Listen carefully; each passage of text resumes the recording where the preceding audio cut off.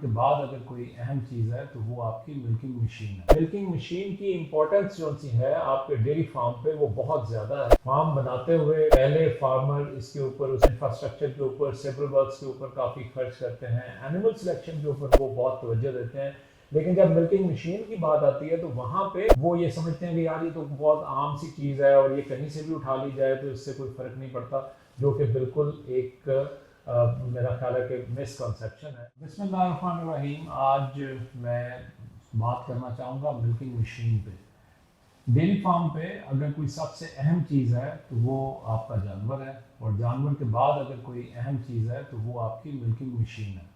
Milking machine की importance इस वजह से है कि डेयरी फार्म आप बेसिकली बनाने का मकसद ही ये है कि आप एक एज अ बिज़नेस उसको रन करते हैं, और रेवेन्यू डेयरी फार्म से आने के सिर्फ दो रास्ते हैं, एक दूध और दूसरा बच्चा। दूध कौन निकालेगा? Milking machine. मिल्किंग मशीन की अटैचमेंट जो है वो एनिमल के जो सबसे नाजुक तरीन हिस्सा है जिसको आप अडर कहते हैं वहाँ पे होती है। इस वजह से मिल्किंग मशीन की इंपॉर्टेंस जो सी है आपके डेयरी फार्म पे वो बहुत ज़्यादा है। अगर आपकी मिल्किंग मशीन आपके जानवर के मुताबिक नहीं है, और मैंने अक्सर फार्म्स के ऊपर देखा है कि फार्म बनाते हुए पहले फार्मर इसके ऊपर उसके इंफ्रास्ट्रक्चर के ऊपर सिविल वर्क्स के ऊपर काफ़ी खर्च करते हैं, एनिमल सिलेक्शन के ऊपर भी वो बहुत तवज्जो देते हैं। लेकिन जब मिल्किंग मशीन की बात आती है तो वहाँ पे वो ये समझते हैं कि यार ये तो बहुत आम सी चीज़ है और ये कहीं से भी उठा ली जाए तो इससे कोई फ़र्क नहीं पड़ता, जो कि बिल्कुल एक मेरा ख्याल है कि मिसकंसेप्शन है। मेरी नज़र में सबसे अहम चीज़ ही मिल्किंग मशीन है। मिल्किंग मशीन सिलेक्ट करते हुए आपको किन चीज़ों का ख्याल रखना चाहिए? इसमें पहली बात तो ये है कि जब भी मिल्किंग मशीन, पहले तो ये है कि आप ऐसे सप्लायर के पास जाएं जिसके पास एक तो एक्सपीरियंस हो, दूसरा उसके पास आफ्टर सेल सर्विस और पार्ट्स की अवेलेबिलिटी हो। क्योंकि मिल्किंग मशीन आप आम तौर पे फार्म्स के ऊपर देखें तो 3 टाइम मिल्किंग होती है, और 2 टाइम की मिल्किंग ऐसी होती है जो कि ऑफिस आवर्स में नहीं हो रही होती, वो या तो सहरी में या रात को रात गए हो रही होती है। तो अगर आपके पास जो आपका सप्लायर है उसकी टेक्निकल टीम जो सी है वो हर वक्त अवेलेबल नहीं है, और आपको उस पहर में, रात के उस पहर में अगर कोई मसला आता है और आप तक उस वक्त हेल्प नहीं पहुंच पाती, तो वो आपके लिए, किसी भी डेयरी फार्मर के लिए, एक नाइटमेयर से कम नहीं है। तो एक तो सिलेक्शन करते हुए अपने ऐसी टीम के साथ जाए जिनके पास एक बड़ी टीम हो, आफ्टर सेल सर्विस हो। उनके पास ये जाके ज़रूर देखेंगे क्या उनके पास पार्ट्स की इन्वेंट्री है या नहीं है, और क्या टेक्निकली वो इतने साउंड हैं कि वो किसी भी मशीन को सर्विस करने की उनके पास उनकी मैं क्या कह सकता हूँ कि उनकी ये कैपेबिलिटी है या नहीं है। तो इन चीज़ों को मद्देनज़र रखें। उसके बाद फिर ये आता है कि जो भी आपको मशीन बेचने जा रहा है उसको सबसे पहले ये देखना चाहिए कि आपके पास ब्रीड कौन सी है, वो दूध कितना दे रहा है। क्या आप लोकल ब्रीड के ऊपर जा रहे हैं, क्या आप इंपोर्टेड ब्रीड के ऊपर जा रहे हैं? इंपोर्टेड पे जा रहे हैं तो आप क्या जर्सी पे हैं, प्योर होस्टिन पे हैं, क्रॉस पे हैं?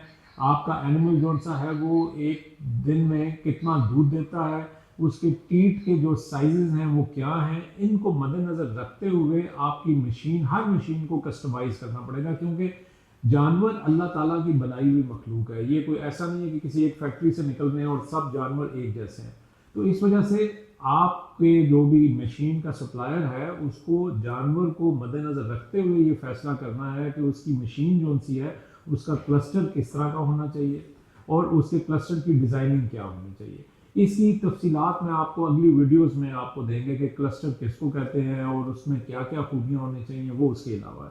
उसके बाद जो अगली इंपॉर्टेंट चीज़ है वो पल्सेशन है। पल्सेशन इसको कहते हैं जिसको थन को पकड़ना और छोड़ना। जब आप हैंड मिल्किंग करते हैं तो हाथ से, जब आप हाथ से किसी थन को पकड़ते और छोड़ते हैं, उस चीज़ को पल्सेशन का नाम दिया जाता है। इस वक्त बाकी दुनिया में 2 किस्म की पल्सेशन है, एक न्यूमेटिक पल्सेशन है और एक इलेक्ट्रॉनिक पल्सेशन है।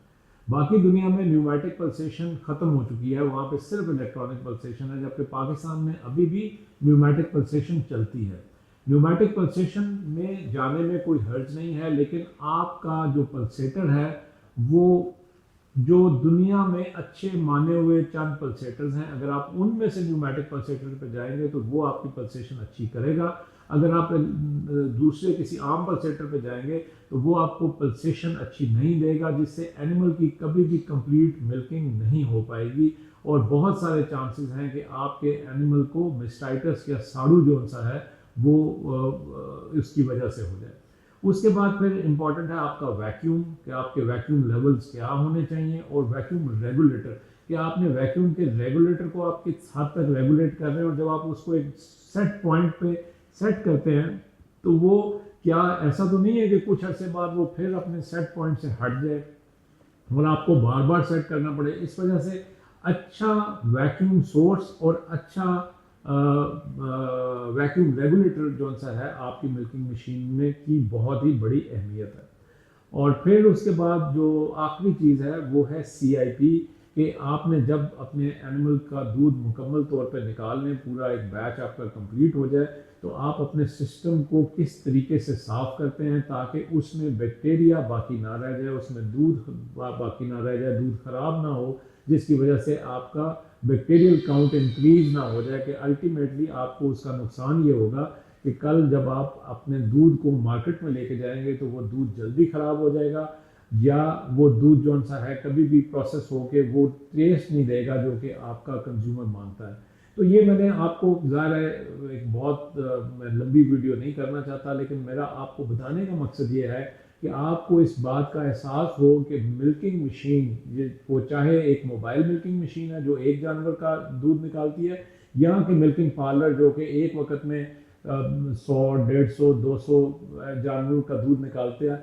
इन तमाम की बहुत ही इम्पोर्टेंस है आपके फार्म के ऊपर, और इसको पर ख़ास तवज्जो दिए बगैर आप अपने फार्म को प्रॉफिटेबल नहीं बना सकते।